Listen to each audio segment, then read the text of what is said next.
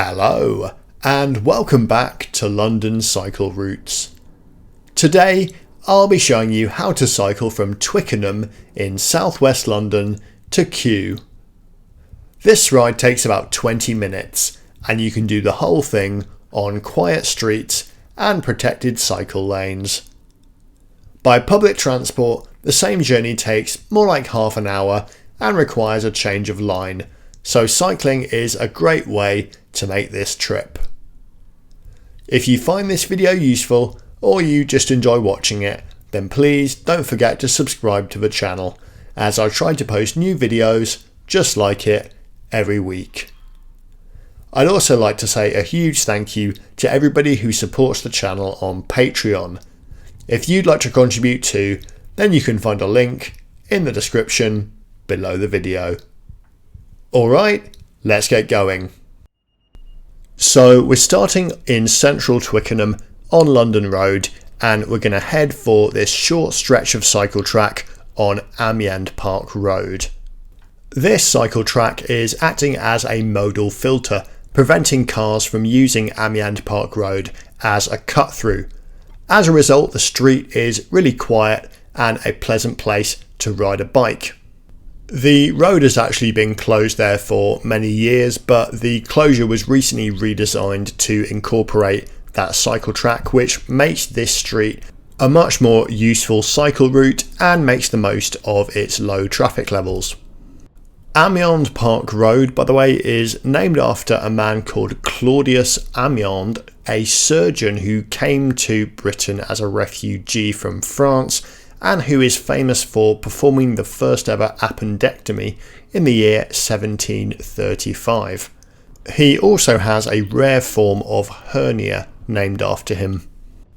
We'll be turning off Amyand Park in a second, right down a street called Beaconsfield Road, and if you need a little bit of extra help remembering where to turn, there's a little blue sign on the lamppost here with a little picture of a bicycle on it. Regular viewers might notice that I'm cycling a little bit more cautiously than normal today, and the reason for that is that I filmed this on an incredibly icy day this week. On the day this was filmed, I actually saw several people on the floor, either because they'd slipped while walking or come off their bikes, and there were a couple of occasions where I slid around a bit myself as well, although I did manage to just about stay upright. But by the time I filmed this, I was very keen to not end up face first on the concrete, so I did things very slowly. As I use this short stretch of cycle path to approach the crossing, you can see that I very nearly lose my footing here with a little slide, though I fortunately land on my feet. Now, I wouldn't say I was an expert in cycling when it's icy, but if I had one tip, I reckon it would be that your bike will behave unpredictably when you apply the brakes. So you want to minimise the amount of braking you're doing, and taking things slow helps with that. You also want to avoid taking tight corners, especially at speed, as it's very easy to slip while making them. My other tip would be that if you want to reduce your chances of coming across ice, you probably want to avoid quiet back streets, as they usually stay the iciest the longest, while the main roads get gritted or just melt thanks to traffic. The same goes with paths through parks. That's sort of at odds with avoiding heavy vehicle traffic though, so it's something to weigh up when planning your route on a particularly icy day. You can see, for example, that this cul-de-sac we're on at the moment has way more ice than the main road we crossed a minute ago. If you know the geography of this part of London at all, you'll know our next job to get towards Kew is to cross the River Thames, and we'll be doing that over Twickenham Bridge. There are a few ways to approach Twickenham Bridge, and the one we'll be taking today is nice and traffic free. If you keep riding to the end of Kew Gardens here, you'll come to a path along the River Thames with a charming name. It's called Duck's Walk. You can actually find houseboats moored along the river here, but also a boatyard with an information board explaining that it was once managed by a man named Charles Lightoller, the second officer on the Titanic, who personally enforced the famous women and children only rule. He was actually the most senior officer to survive the disaster and later served in the Royal Navy and took part in the Dunkirk evacuation with his personal yacht. Now we can see Twickenham Bridge right up ahead here, but first to get onto it we have to pass under it and then turn left up this rather grandly named street, the Avenue.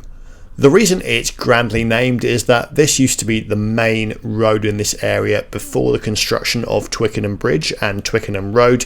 In fact, if you look at Victorian street maps, you will see that the ferry across the river actually left from the bottom of the avenue where we turned left a second ago. It's now really just a slip road for the bridge and also serves a few rather grand villas that you can get a good look at after you make the hairpin turn onto the bridge like we did here. The cycle path along Twickenham Bridge, which we're using now, is a bit on the narrow side and has a very poor surface, but it just about does the job and it gets you where you need to go. With a little bit of investment, you could very easily widen both the pavement on the left and the cycle path by getting rid of that wasted space on the right where the lampposts are and just sticking the lampposts on the border between the cycle path and the pavement. Once you make it over the bridge, the cycle path expands to a more comfortable width. I'm also a fan of the grass verge here that makes you feel somewhat more separated from the traffic.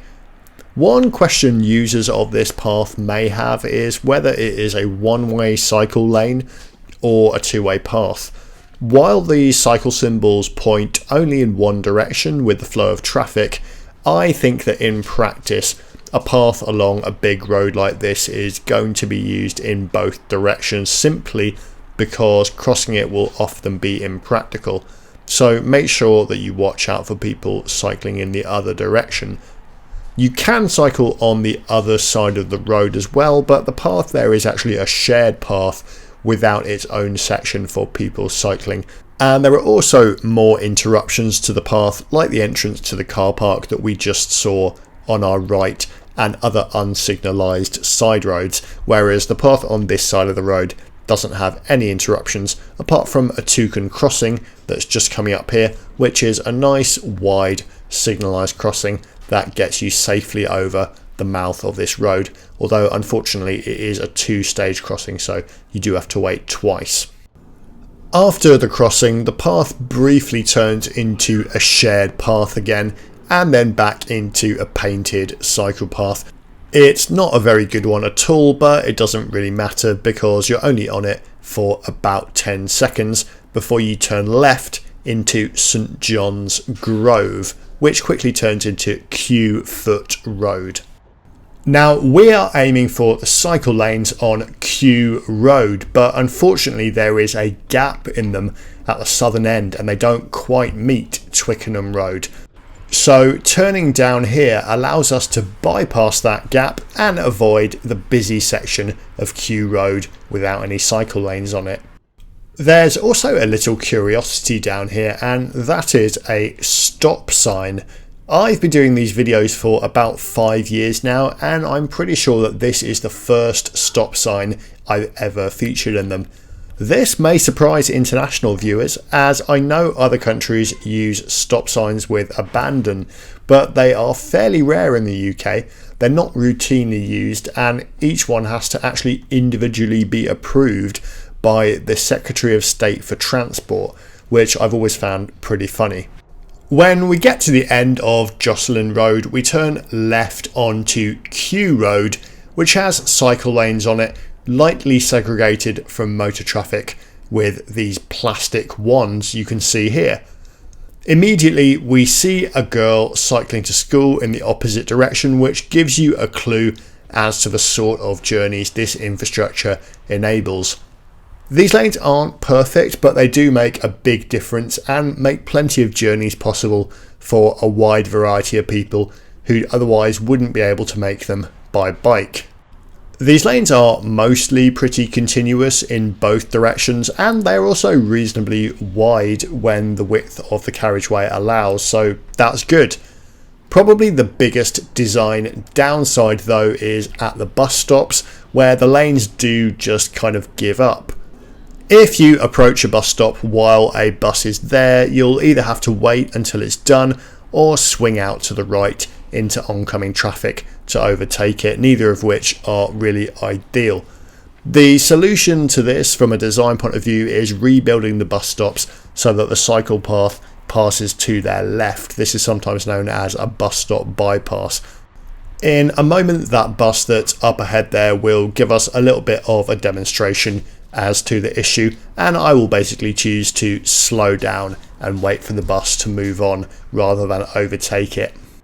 You can see that happening just up ahead here. I'm coasting to a stop.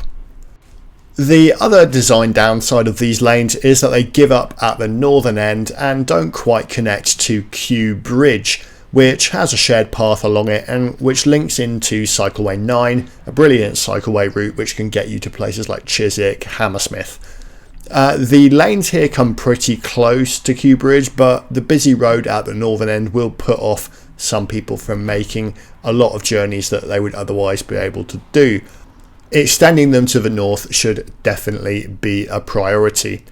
They do also give up at the southern end, but I've shown you how to bypass that using Kew Road, so that isn't really so much of a problem for us.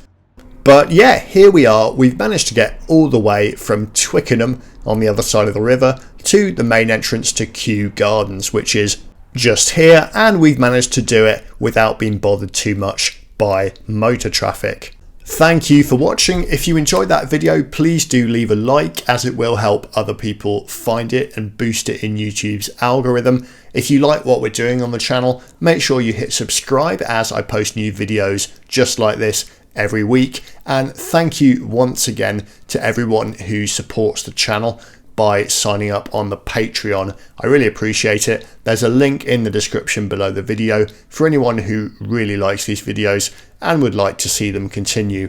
Thank you for throwing money at me, those of you who do so. Let me know in the comments what you think of all that. I'll see some of you below the line and the rest of you next week. Goodbye.